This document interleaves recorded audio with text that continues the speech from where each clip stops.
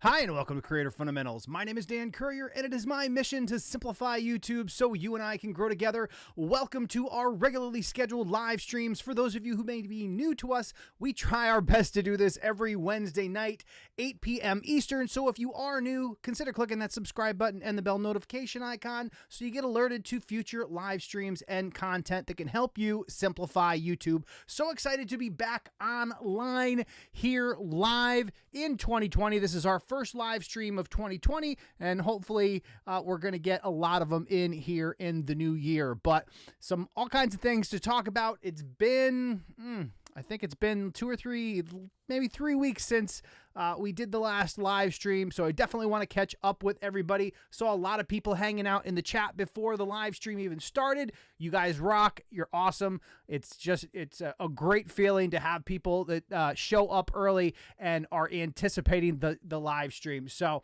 we're going to jump in the chat in a minute just to say hi. I saw we had some of the moderators out there, including my brother is in the chat, This Life Outdoors. We're going to jump in there, see everybody that is out there as well.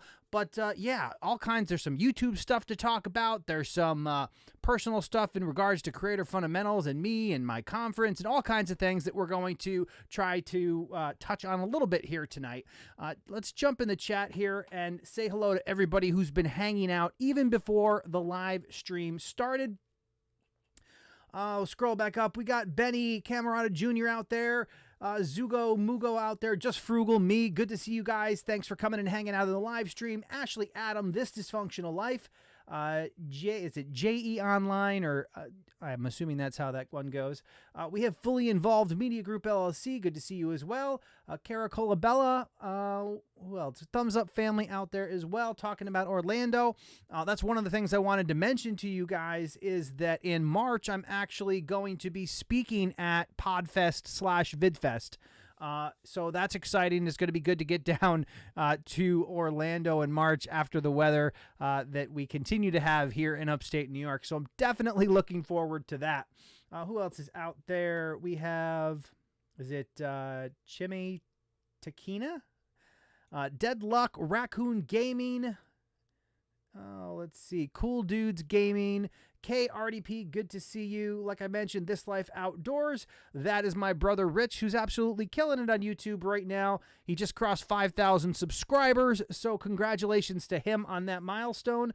We have Randallology, Collins, No Data Will Be Wasted. Who else? We got Mom of All Trades out there as well. Life with Lamb. Leah is awesome. Hamish K, Mark D Maker, Info Blitz, Aaron Jemison, good to see you as well. Let's see, scrolling. Hey, and perfect time to mention for those of you who don't know, and thank you so much, Fully Involved Media Group.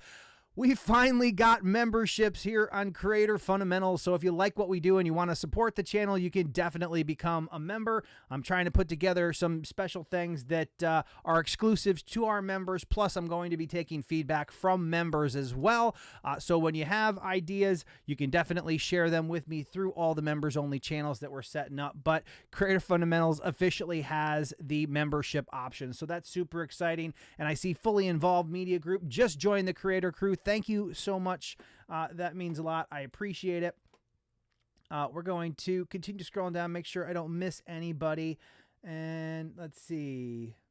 Can you explain the VIP Zoom call perk? Yes, we'll get into that here in a moment. We'll talk about memberships and how that whole thing works. Life with Lamb, I think we got George on the rocks. Okay, I think we are pretty much caught up in chat. Memberships, there's a bunch of different levels of memberships. If you actually click on the join button, you can actually see those different levels. I'm going to make sure that I don't accidentally play the video in the background. We're going to stop that. But one of the things that in the VIP section that was mentioned is we're going to try to do regular Zoom calls. Zoom is a software. It's basically an online video conference. So what we're going to do for the VIP and above is schedule those Zoom calls so we can get on together and actually have a conversation, talk about each VIP member's channel, and offer one-on-one feedback in a group setting like that. So if that's something that you're interested in, that's one of the membership levels as well. But yeah, that's what the VIP Zoom calls are all about. It's going to be an opportunity probably once a month, and depending on how many people we have in that particular tier, and then we'll go through and I will directly answer any questions that you have specifically about your YouTube channel, offer any feedback that I can to help anybody who's trying to grow their channel and learn how to implement the fundamentals that absolutely do work, and great things can happen when you do that. So thank you so much for becoming a member and also for asking that question. That's a great question. All right. So, and I did mention, and interestingly enough, you don't really know where everybody is from, but I mentioned that I was speaking at PodFest in Orlando. And so far, I've seen a lot of people who seem to be in the Orlando area. So one of the things I might try to do is set up a meetup in Orlando when I'm in town. I'm going to get there on Thursday, March 5th, I believe it is, and I'm leaving early Sunday to get back up to New York at a reasonable time. So there's definitely going to be some time in there to maybe duck out of PodFest and try to meet somewhere locally to, just hang out and meet people and get a chance to hang out with fellow creators, which is always a good thing. And if, it's obviously you have the opportunity to do that in a free setting rather than having to buy a ticket to PodFest or VidFest. But hey, so what they're doing is I'm actually a speaker at VidFest, which is like one of the tracks within PodFest. From what I've heard, they're actually going to make VidFest its own thing at some point. But so I keep calling it PodFest. PodFest is the bigger thing, and then VidFest that I'm speaking at on Friday morning, is actually kind of a subset or a different, a specific line of video-related content that they're doing under the umbrella of PodFest. So that's going to be awesome. Looking forward, as I mentioned, never a bad time to go down to Orlando, All right. Fully Involved Media Group, I will be in Orlando from March 1st to 7th. So, yeah, definitely we'll have to try to set something up down there so we can meet up. All right.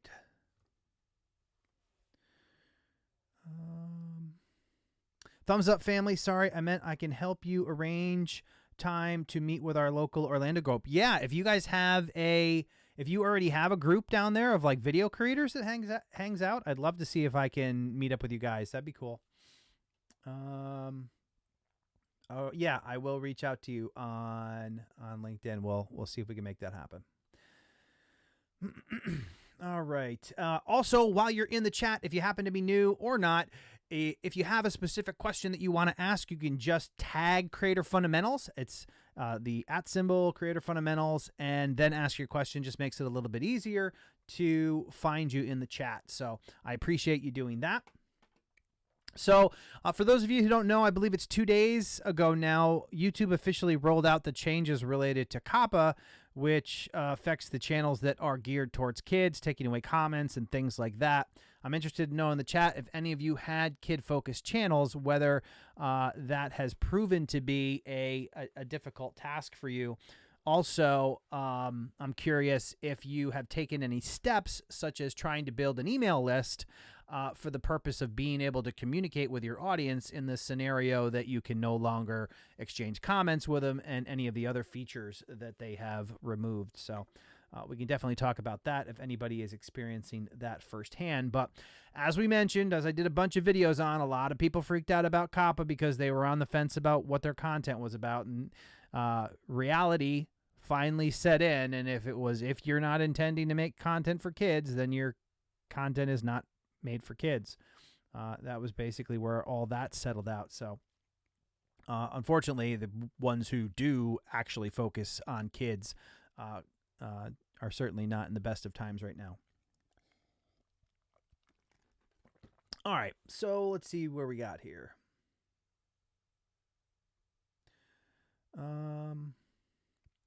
Fully involved. We are almost at monetization. It says we have a small amount of estimated revenue. Does this mean the estimated revenue will carry over when we hit monetization? So you're listing estimated revenue. I'm assuming your estimated revenue is probably from YouTube Red.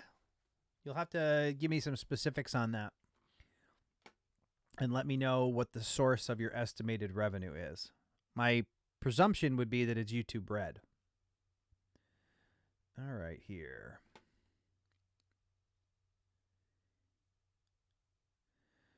Scrolling.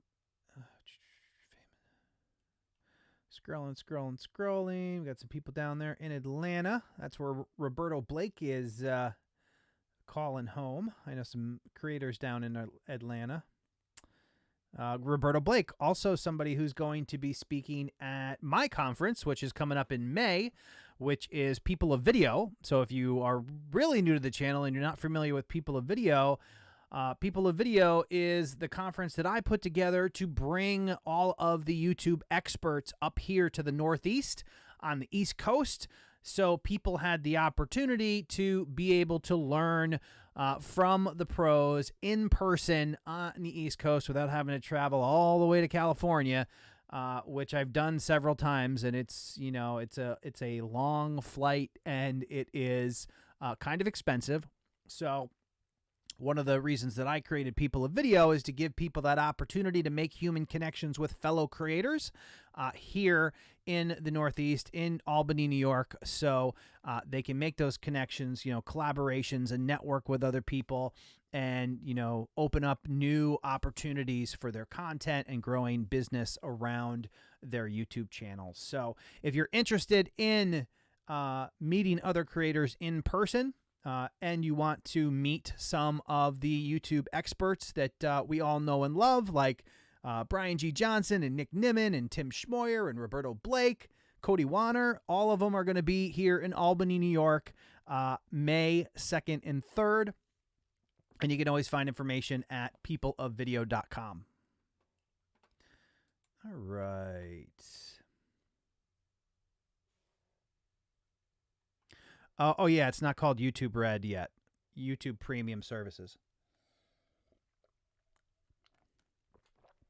Master 980, how do you get subscribers? You get subscribers by making content that people want to watch, focusing on a specific topic. So when people come to your channel and they look at your videos and they see a bunch of content related to a specific topic that they're interested in, they're much more likely to subscribe to your channel. If they watch one of your videos and they like it and they come to your channel and your videos are all over the place and they don't, you know, there's no theme around your content, then they're probably less likely to subscribe because there's not going to be any expectation that they're going to get more of the content that they appreciate. Creator Fundamentals, what should I consider changing my name to? You can change your name to anything you'd like it to be. Why are you looking to change your name? Whiskey Throttle, welcome to the live stream. Good to see you. All right. Let's see.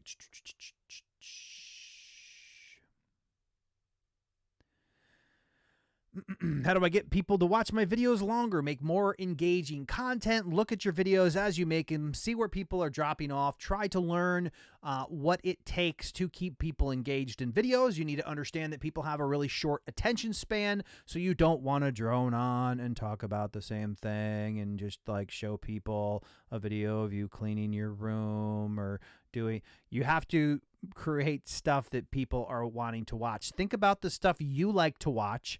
Try to apply some of the reasons you like to watch it to your own content, and then keep an eye on it and see how long people are watching, where they drop off, and what you can do to improve the overall watch time. Aaron Jemison, are you still needing volunteers for People of Video? Absolutely. If you would like to volunteer at People of Video, you can go to peopleofvideo.com and click on volunteers at the top of the screen and fill out the information. If you've already filled out the application to be a volunteer, we'll be getting some communication out to you in the near future. We actually have Dan Norton, who is going to oversee the volunteer group for People of Video. So there's going to be some communication going out with that. What I'm going to try to do is also put out some content around the people who are helping me with People of Video, other creators who are kind of taking a lead role to help me delegate some of the things that we need to do to make People of Video a reality. So that's coming soon. And just so you know, we have, it's myself, obviously, Natalie, Lynn, who has a YouTube channel called The Ripe Rune. She is helping me work and communicate with sponsors. We have Tom DeSico, who is going to be the liaison for our speakers and make sure they have everything they need. And we give them, a good experience at the actual conference. We have Dan Norton, who is going to be the lead for the volunteers, make sure everybody's where they need to be, everybody has a task, and we run this thing as smoothly as possible. And then Jeremy Rowe, who is going to oversee our AV setup at People of Video to make sure that all of our mics work, that we have good sound for our speakers, and that everything runs the best that it can. I have no expectations of perfection. I think you set yourself up for failure when you hope for perfection. We're going to do the best that we can, and hopefully everything goes in our favor. But either way, it's our first conference. It's going to be a learning experience, but I think we're going to have a really good time, and we're definitely going to bring the knowledge. We have 18 speakers. I mentioned some of them. We also have Meredith March, who is VidPro Mom. We have Judy Fox, who is a LinkedIn extraordinaire. Denise Allison, Facebook and LinkedIn as well. Renee Teeley, Andrew Can from TubeBuddy. He's going to be speaking at the conference as well.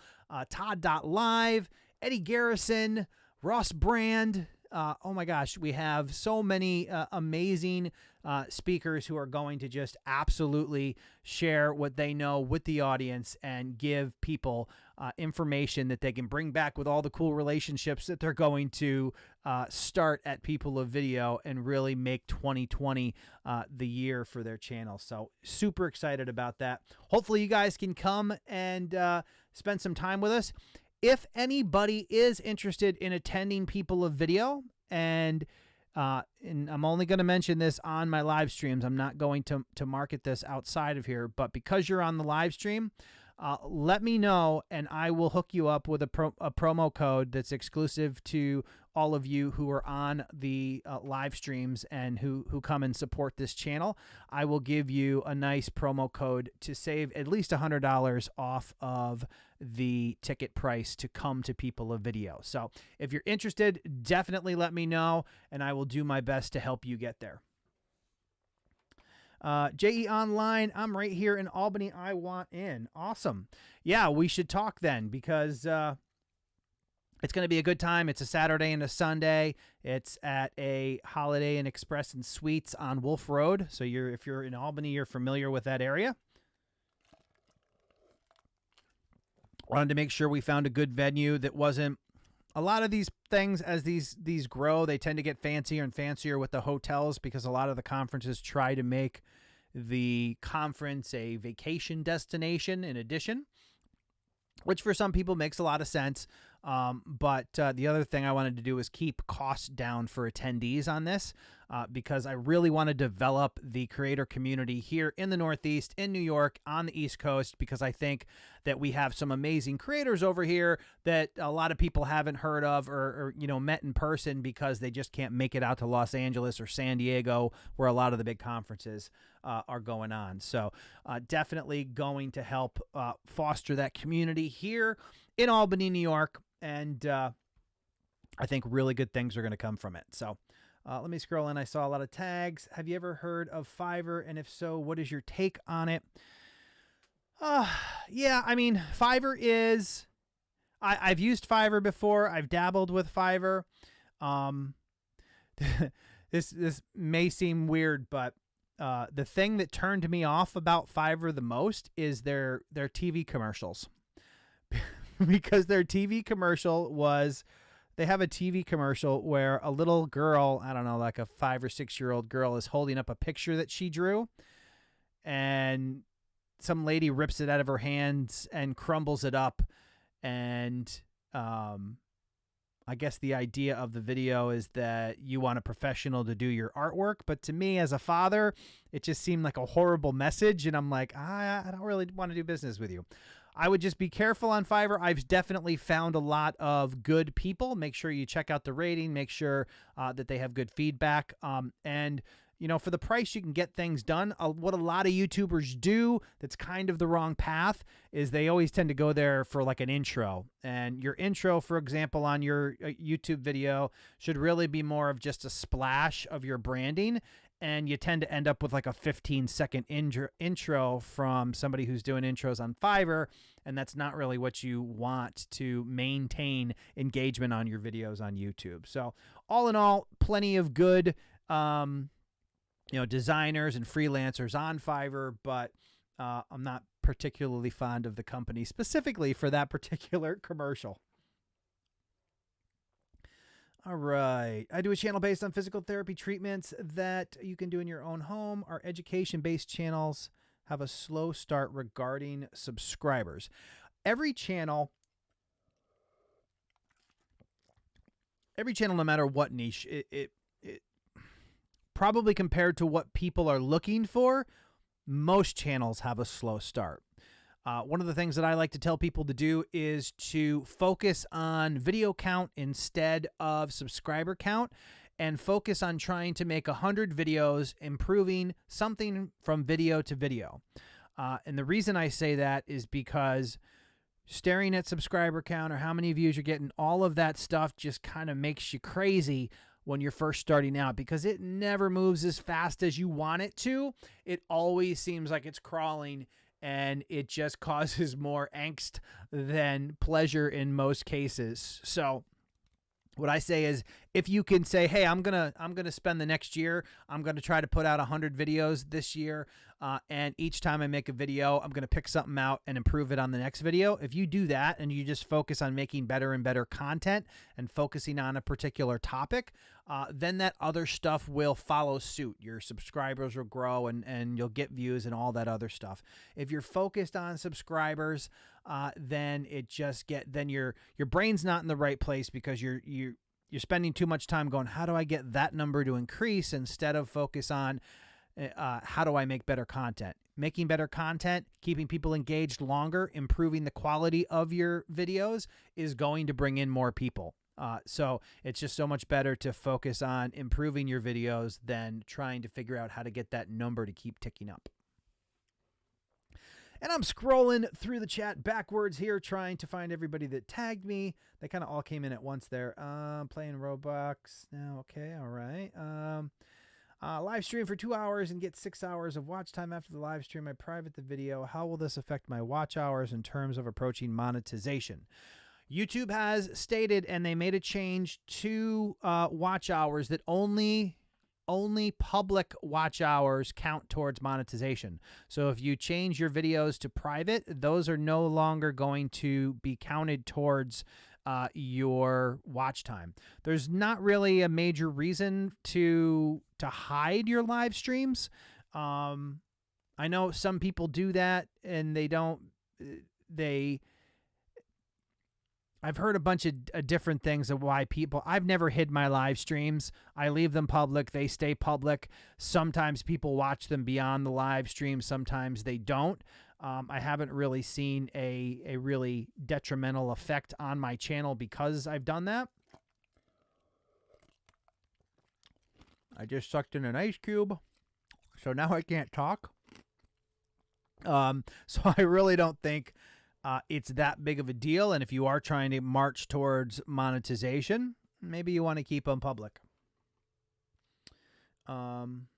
And that's another thing. As channels grow and you get really big channels, they start to do all these little things to try to optimize their growth as much as possible. And then that stuff trickles down to somebody who's just starting out, and they get involved with all these little details that don't necessarily help them at the starter level. You know, and that's kind of one of those areas that a lot of people kind of fall into, where it is, you know, trying to take advice from really big channels in terms of what they've done is not always going to translate to a channel that's just starting out. All right.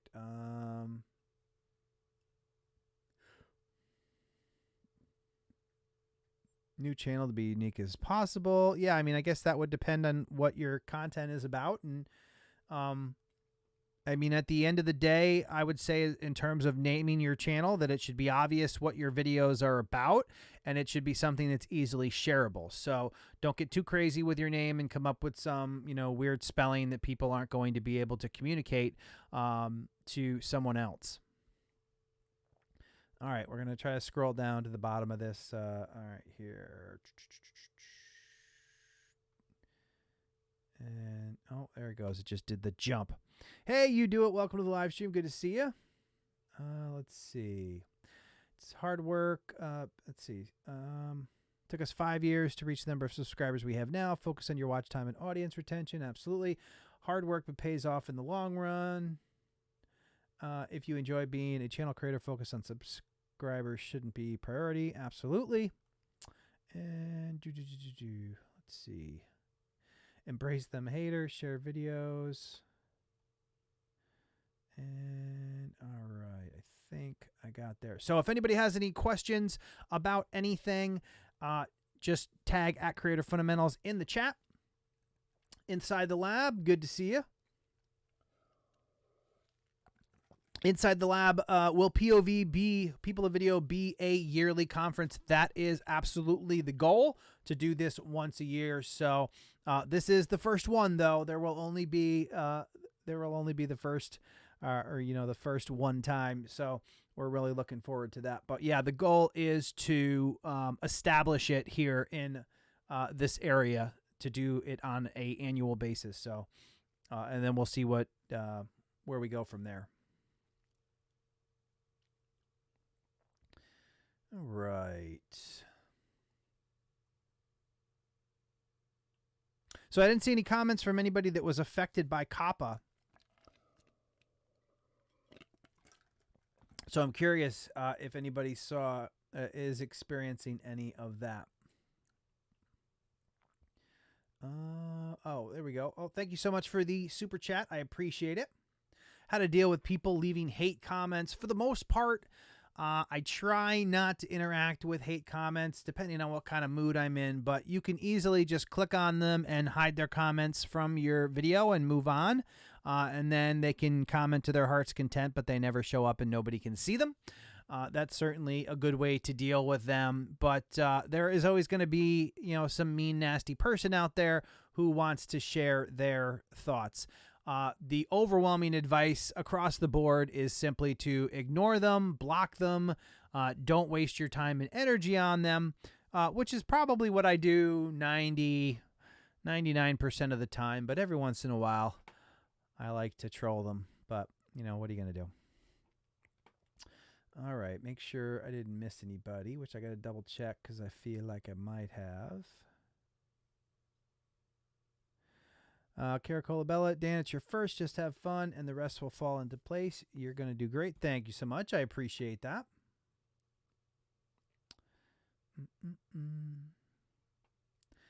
All right.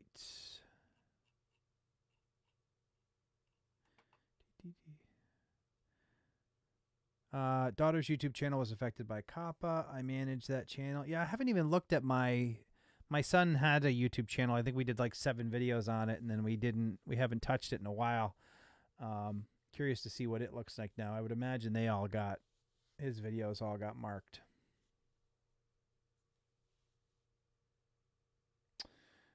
Nothing at Coppa has affected my channel. Awesome. And a lot of people who didn't need to worry about Coppa at all were were impacted, or were not impacted, but they were impacted in the sense that they were panicking that it was somehow going to affect their channel. But the reality is that did not come to pass. So, all right. Hate comments are good for the algorithm, right? It's all engagement, people interacting with your content. So yeah, they certainly don't hurt. Whiskey Throttle, thank you so much for the super chat. You owe me a whiskey collaboration. Thanks for sharing your knowledge. Yeah, all right. Let's find a way to do that. I'm game. I don't know how successful a whiskey drinker I am, but hey, I'm willing to give it a shot for science. Crazy Tech and Puppets, I'm worried about Coppa again, depending on what if you're making your content for kids, then yeah, it certainly could have an impact on you. You should see, by now, all of your videos that are marked as for kids should be affected by not having comments and that sort of thing. I would definitely try to develop some other system for communicating with your audience based on what we've heard so far in terms of what YouTube is restricting access to. And I'm hopeful that YouTube will continue to develop a process or a new way to work with kids' channels, because that's got to be such a huge revenue stream for YouTube, and I don't think they're just going to let the idea die on the vine. So hopefully they're working hard to come up with a way to let people run ads, and I really don't think it's that complicated. I just think it didn't work with their existing system. So hopefully they're hard at work trying to figure out a way to bring back those features without, violating Coppa.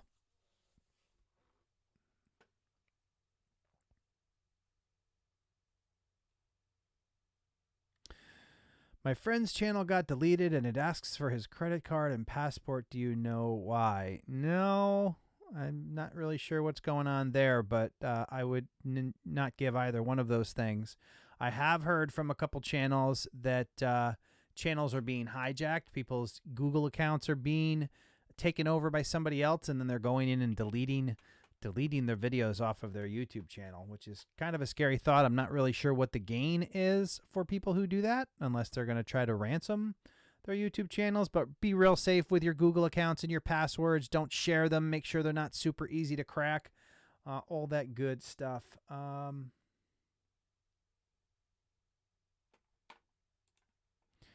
I did a puppet parody on the Nimmin Boys. YouTube didn't restrict my videos. D had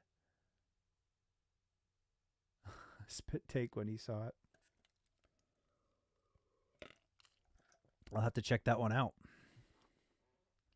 So Nick Nimmin is speaking at People of Video, and we are doing our best to try to get D to the event as well. So it'll be cool to have the Nimmin brothers both there. We'll see how that works out. Lots of pets. Hello and welcome to the live stream. I just added, let's see, speaking of pets, when you are a member, there's a special set of emojis above and beyond the ones that YouTube gives you. And I just added one today of Mansion, which is one of our cats who used to appear on live streams. She hasn't come in too much recently. She tends to hide from the dogs, but the Mansion emoji is now part of the membership emojis that we've added so far. How has your experience been using Prism Live Studio since your walkthrough video? I think Prism Live Studio works really well. I haven't done, I did the live stream test prior to that video coming out on that.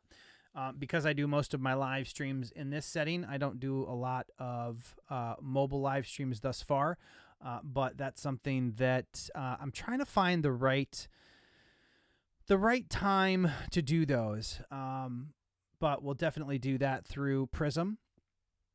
I'm thinking about maybe trying to do like a lunchtime live stream in the East Coast, and it's been something that I've wanted to do for a long time. It's just trying to find a schedule that I can do it consistently. But that's a cool little app. It gives you a lot of cool features to be able to, go live without having to set a lot of stuff up, and use some features that you wouldn't normally get on mobile. So, is this guy using Streamlabs to live stream? Cut to the chase TV. This guy is using OBS to live stream, and a lot of the elements that are on the screen are from Streamlabs. This isn't the actual Streamlabs OBS version, also known as Slobs, but it does have the Streamlabs elements, like the list on the screen, the stream boss in the lower right-hand corner, which is kind of like a King of the Hill thing, which knocks the health points off of that particular channel until it gets down to 0, and that person becomes the stream boss and gets their channel displayed. And then the little alerts that pop up when somebody subscribes or becomes a member or does super chat, that is also Streamlabs.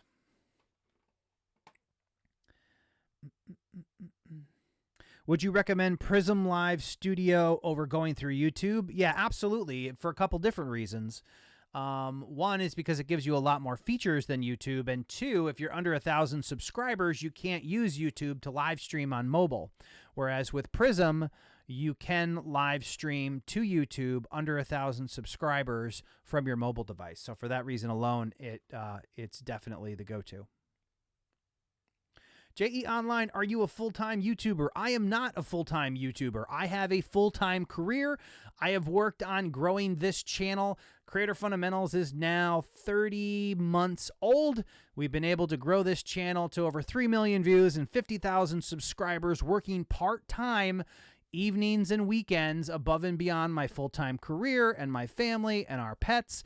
So I want this channel to be, living proof that there is opportunity out there. You can build a successful channel. You can generate revenue, and you can do it all in your part-time. So I know a lot of people think they don't have time to do this, but it's all a matter of wanting to build something and setting the proper pace. I think a lot of times people get burned out about this, but I have kind of a 5-year plan that I'm working on this channel. Obviously, long-term plan is to go full-time and be able to spend more energy on doing this, and we're slowly implementing some of those things, but been able to grow this channel, working on setting up a conference, all these things above and beyond quote-unquote real life that happens when I'm not on camera. So it definitely can be done, and hopefully what we've been able to do here on Creator Fundamentals, and I say we, but it's really just me,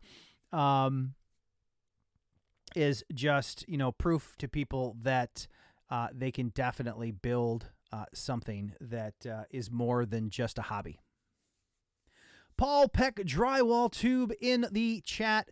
Welcome to the live stream. Good to see you, man.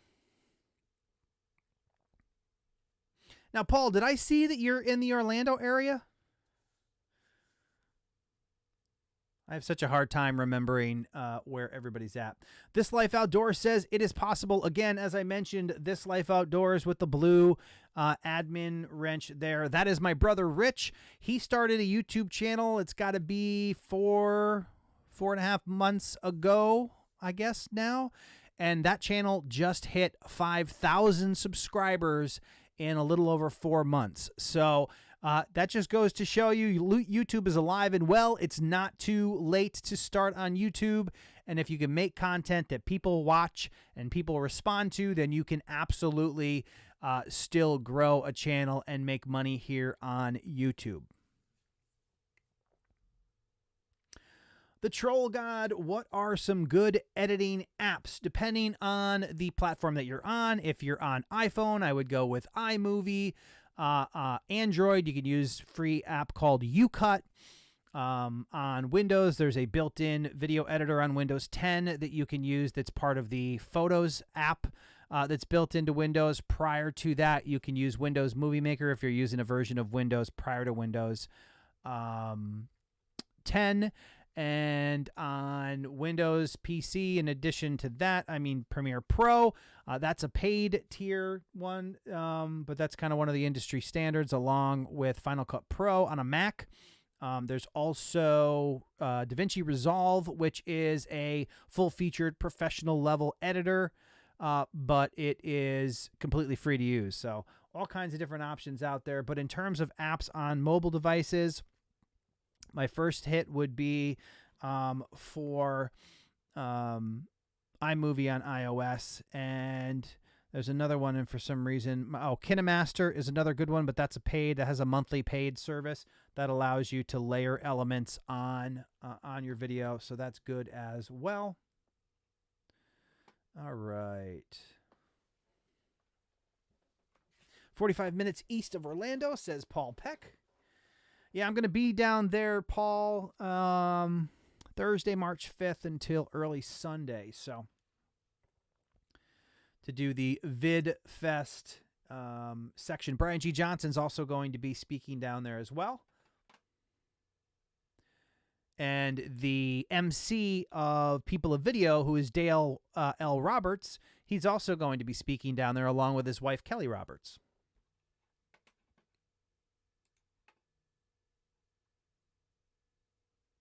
Just emailed you a link to my puppet parody of the Nimmons. Awesome. Yeah, I'll definitely check that out. Filmora is also absolutely, Aaron, Filmora is an excellent editor as well. I actually used Filmora prior to switching to Premiere Pro, and you can get it for like $60, and it does a really nice job. So if you're looking for a low-cost editor that doesn't have a monthly fee, you can go the route of Filmora. It's definitely worth it. It has a good set of features and add-ons and things that can really up the quality of your videos without having to learn really complicated software or spend a bunch of money. All right.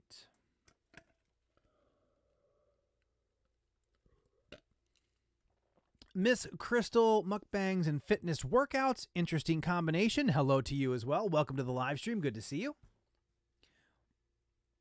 All right. And Fully Involved says Power Director for Android, which is also free. Excellent. Yeah, and if anybody knows other good software apps on mobile devices or on desktops, definitely you can leave those in the chat as well. Sony Vegas is another good one. All right. Always curious, is your studio in your basement or another room in your home? It looks like a good size. So my studio is about the size of a postage stamp. This area that you're looking in right now, yeah, it's really small. It's actually, it's not in my basement. It used to be, I'm not really sure what you'd call it.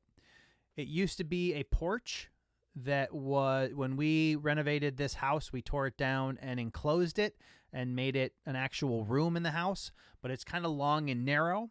So I have this behind me, but basically what you guys see in frame is the entirety of this material. Beyond that, it gets a whole lot different.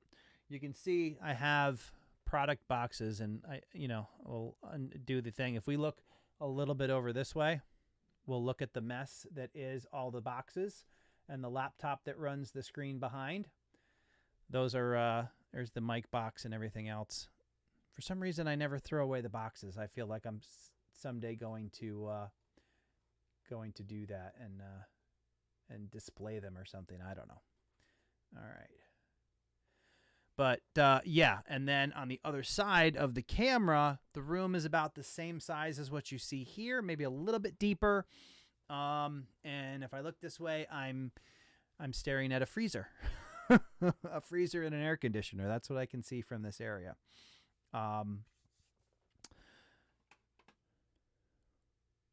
Behind the curtains. All right.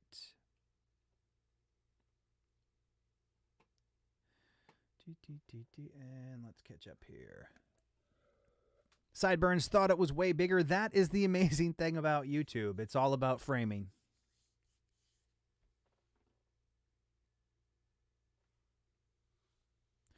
Does the thing in YouTube Studio about the channel made for kids or adults still exist? Yes, absolutely. And you are required to have that set for each video that you upload. If your intention is not to focus content on kids, then mark it as not made for kids. It's that simple.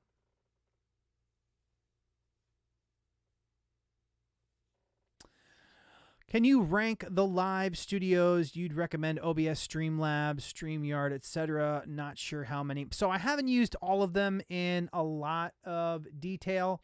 StreamYard is something that I want to look into to try the whole multi-streaming thing. I have used OBS. I have downloaded and attempted to use Streamlabs OBS, and there's also OBS.live, which is another third party that integrates with OBS. So that's something I'm going to try to do this year, is try to use the different flavors more. The reason that I didn't move to the Streamlabs or Slobs version of OBS is that when I first downloaded it and tried to use it, it seemed like it was really geared towards gaming. They had a lot of good templates that were like pre-designed, but they all had gaming themes and nothing really fit what I was trying to do at the time. And I had already integrated a lot of their little plugins and widgets into the regular OBS, which you have the ability to do by just going to the Streamlabs website and grabbing the code and, implementing that on the regular OBS. So I've continued to use, I've done all of my live streams on the standard version of Open Broadcast Studio. But something that I would like to do this year is kind of do a little compare and see, if there's any major value or upside to the other versions. Elflord Journeys, do you have a video showing how to customize your channel? I do. I'm trying to think of what it's called. It might be in the video, how to start a YouTube channel. Might cover that, but definitely look at the videos that are focused on starting on YouTube. I know there's a few different ones on the channel. You can look for those. And I do get into how you start by customizing your channel and setting up your homepage and playlists and all those other things. So you can check that out there.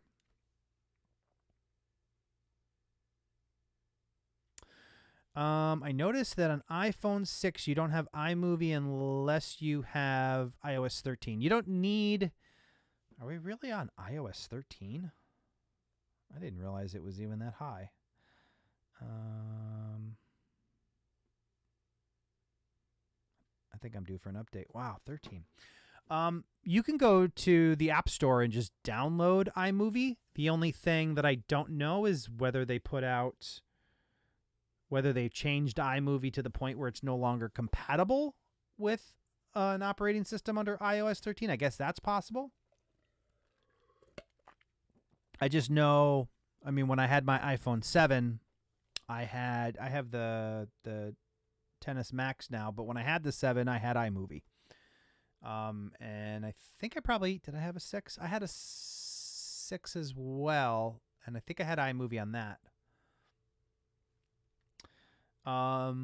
Just Frugal Me 13.1. I have an update received an update for 13.3, so that's the next one I got to install. Oh, do you think, let's see, WLVFX says, do you think YouTube will stay the top streaming platform in 2020, or will people migrate to things like Facebook Live or Instagram video? I honestly don't know by how wide of a margin they have that, but YouTube is so massive that I don't see a lot of people overtaking them in much of anything. But the amount of content that goes up on YouTube is kind of mind-boggling. And I don't think Facebook comes without its own issues, so I don't know that they're necessarily stealing a ton of market share from YouTube, but I honestly don't know the stats to support that. So my guess would be no, they're probably not going to overtake YouTube.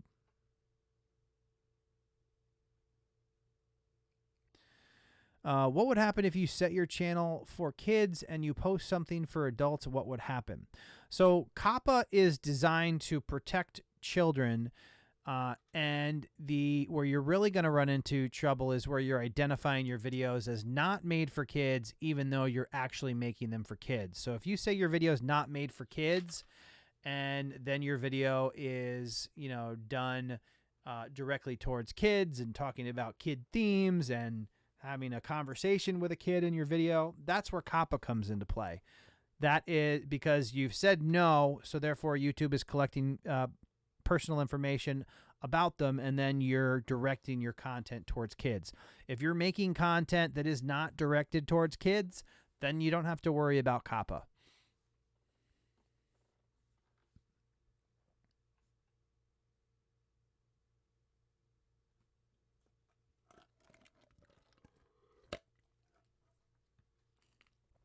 All right. Looks like I need to update. Yeah, let's see. Make sure I didn't miss anybody up here, which I usually do. Sarah Dawn says OpenShot is an open source video editor. I think it's only desktop right now, though. So yeah, OpenShot's another one you can check out. Elf Lord's Journey. Hi, Dan. First time here live. Welcome. Thank you so much for coming and hanging out at the live streams. We do our best to do this every Wednesday night, 8 p.m. Eastern, like we're doing now. We hang out for about an hour. So definitely, if you want to come back, if you want to get notifications on the future live streams, definitely click subscribe, click that bell, and we'll see you in future live streams. So anytime that we have a specific topic or news to cover, we'll always try to include that in the live streams as well. Plus, it's an opportunity to just answer any questions related to YouTube, making content, how YouTube works, YouTube features, what YouTube's going to do next, all that good stuff. So I appreciate it that you've come to watch tonight, and I'd love to see you in future live streams. And let's see. Make sure I'm not missing anybody here. Sawas D, has someone experience with the editing of live streams to cut out copyrighted music in new YouTube studio? Seems it doesn't work properly. So the ability to add music, if it's a live stream, what I would probably do is just chop out the whole section. Now, if you have copyrighted music throughout an entire live stream, you're kind of SOL, because taking music and trying to put it on the video from the YouTube music library is a horrible process. It doesn't work the way it should, and you can't even add music for beyond 5 minutes in length. You can't add multiple things at a time, and you can't just replace the music without replacing the audio. Without replacing if you're talking on the live stream. So you'd have to chop out that entire section. But yeah, the whole trimming out music or audio and replacing it with YouTube's library. I actually just did a video about how to use YouTube Video Editor in 2020. So you guys definitely check that video out if you haven't done that yet, because I did cover some new features. Even if you have been using it, you may not know exist. One of the biggest features, or one of the features that they've added, is now if you have a live stream and you go in to edit it, you can grab a chunk of it, basically trim out everything but a section, and then you can save that edit as a completely new video. So if you want to repurpose your content out of a live stream, you can go in, grab a section. Maybe you were doing Q&A and somebody asked a good question and you gave a good answer. You can go in, edit out everything except that question and answer. And then when you go to save it, you do save it as a new video. And now it'll create a separate entry on YouTube, and you can do your thumbnail and your title and all that stuff. And then you can publish it as a new piece of content. Can you tell us anything about Facebook video monetization? No, I cannot. I don't know anything about Facebook monetization, other than I've probably applied to get on Facebook Watch and wasn't approved. So D. Niman said, now with Prism Live Studio, you can took a DSLR up to your phone somehow to live stream through your DSLR. I do know that with an Android device, you can connect a camera to it. So I would imagine if you did the DSLR, you'd probably need CamLink.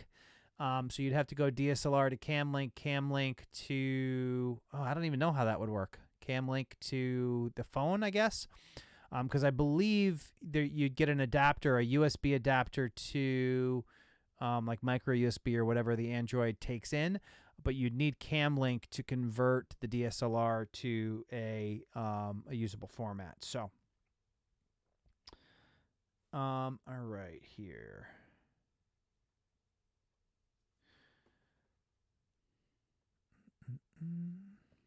Okay, and I have a quick 5-second hook and 3-second on my channel intro, then 5-second channel intro before I go into main idea. All right. And how long should the video hook and intro be before getting into the main message? There's different, I mean, it should be short and sweet for sure. I was just watching a video the other day from Tim Schmoyer, and he basically suggested that he's never seen any noticeable difference from his call to action. I happen to always include a call to action. I think the placement is kind of important. You don't want people to drop off. I don't typically see people drop off during my call to action, but usually what I'll do is I'll put it right in after the hook and try to get it out there as quickly as possible. So I'll be like, in this video, we're going to cover X, Y, Z. So be sure to stick around. I have like my goodness, probably like a 2 to 3 second bumper that's just my logo, YouTube simplified, and then I'll do like a quick spiel about, hey, if you want to see future content and do all that, and then jump into my content. You can look at your stats, see if people are dropping off, but I would definitely try to keep that as brief as possible. I don't know. I would say, between my logo and the call to action, it's probably in the 5 to 10 second range.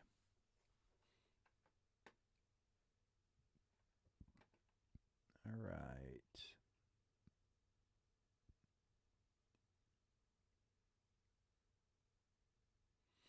Zugamogo, would channel reviews be a thing today? We're not going to do channel reviews today, unfortunately, but I am going to explore some different ways to do that, and that's certainly something that I might be able to bring back in the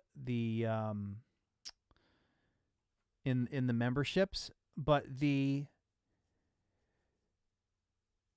basically one of the things that I've tried to do, and the reason that I switched my live streams to 8 o'clock instead of 9 o'clock, is to be able to be consistent and have the energy to do it. One of the things that I was finding on starting a live stream at 9 o'clock at night, after I've already, gotten up at 6 o'clock in the morning and went to work and came back and did all that other stuff, by 9 o'clock on some days, it's just like the last thing I want to do is spend 3 hours on a live stream. So one of the ways that I have tried to adjust that is to start my live streams at 8 o'clock, do a nice solid hour from 8 o'clock to 9 o'clock, an opportunity on a weekly basis for us to touch base, see what everybody has going on, try to answer any questions if you have them to the best of my ability, and, be able to continue to do that on a regular basis. But,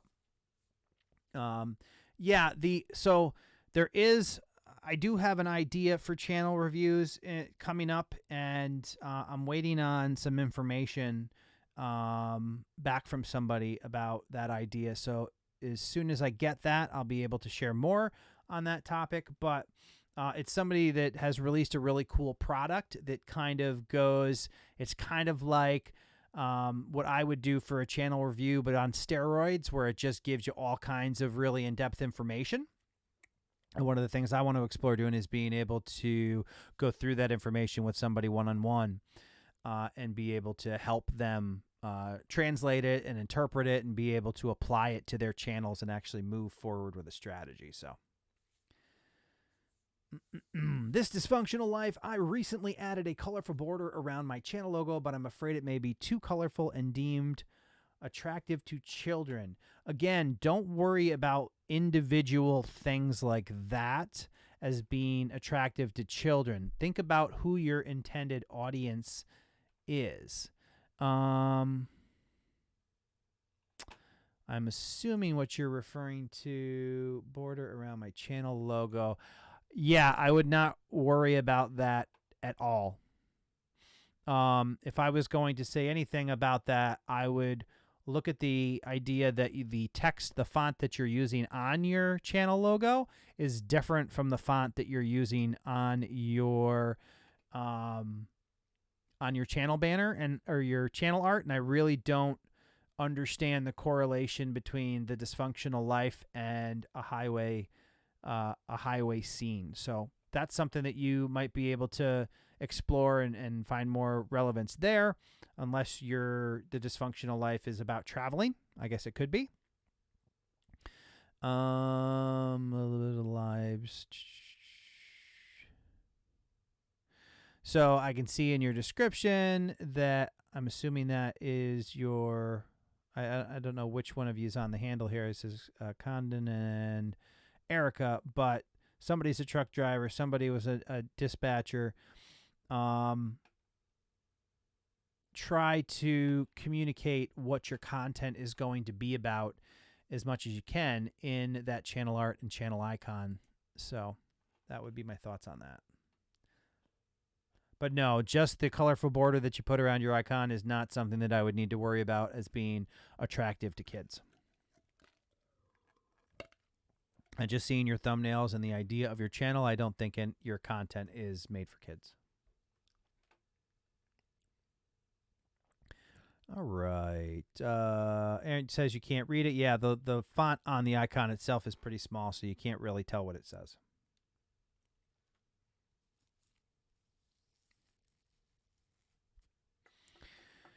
This Life Outdoors. Zugamugo, would you be possible to tie your videos to news headlines related to the events? Yeah, that would be an interesting approach because as I recall, your videos are like related to earthquakes and things. And yeah, if you could somehow tie that into to content that people are seeing elsewhere, like you know, a news reporting of that, or you know, any effect that it had on people, that could be helpful as well.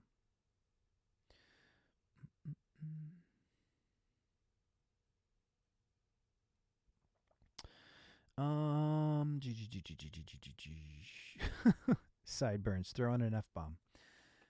We'll pass on the F-bombs. We share enough of those on the drive home. All right, let's see. Thank you so much.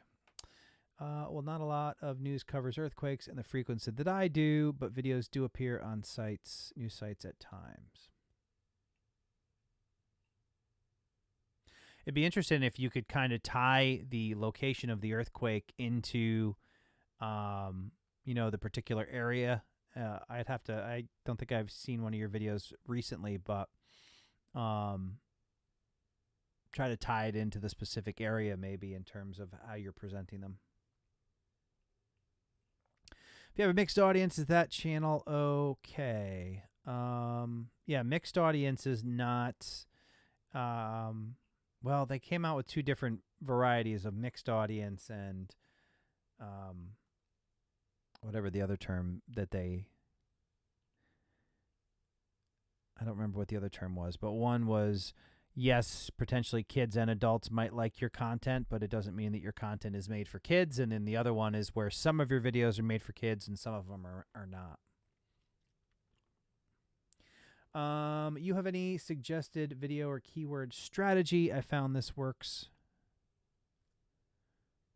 I found this works for smaller channels. Let me see. What did you?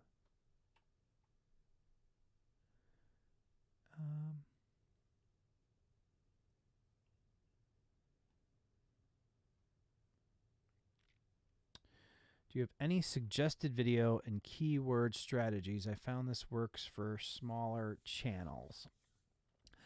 Definitely strategy for both of those. Suggested video is obviously harder to nail down than searchable content. But yeah, I definitely have videos on the channel about how to do keyword research. We'll probably be putting out a refreshed version of that here in 2020. Yeah, try to focus on the thing about suggested video is understanding what people are looking for, hot topics, trending topics, and trying to get involved in those trending topics, and do so in a way that is engaging and is outperforming a certain percentage of the rest of the people who are trying to get in that, because ultimately the videos that keep getting that positive feedback from the viewers are going to continue to escalate in that suggested content. So it's not enough to just hop on a trending topic. You have to be able to send those positive signals to YouTube through the response that the people who watch your videos are giving you. All right, let's see.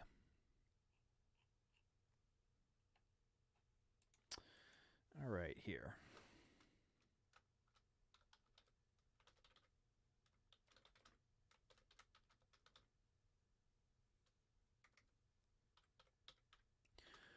All right, so as I mentioned, and you can see in the upper right-hand corner of your screen, I am hosting a conference called People of Video that is focused on helping content creators make human connections in person, learn how to develop a business around their content, and get the chance to meet up with some experts in the industry as well as fellow creators here in Albany, New York on May 2nd and 3rd. Because you're here on the live stream, I definitely would love to have you guys come and hang out in person at the conference.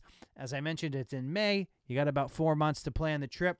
If you do, or if you are interested in going, but the cost is something that's holding you up, at least on the ticket price, let me know, and I will do my best to give you a promotional code that can save you some bucks off of that entry ticket, because I'd love to have the Creator Crew community represented at the conference, and I don't want something like the price of the tickets to be the thing that stops you. So I can definitely help you out on that.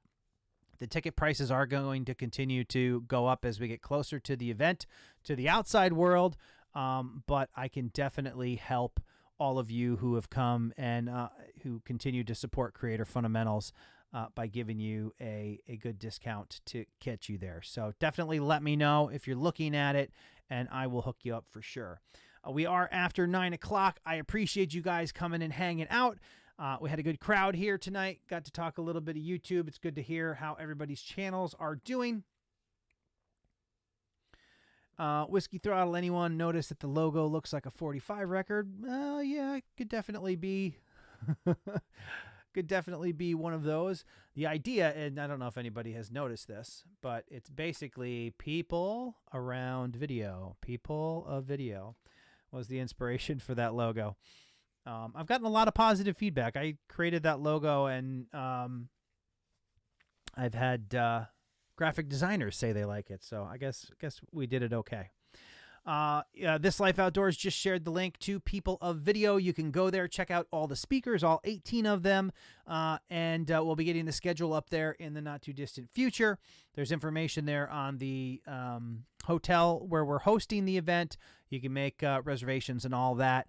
Love to see you guys there. It's going to be a good time. It's the very first one. There will only be one first People of Video, and I'd love to have the community there. So it was great hanging out with all of you. I hope to see you on future live streams. As I mentioned, just put out a couple new videos here in the past week. Definitely check those out as well. Leave your comments if you have any questions.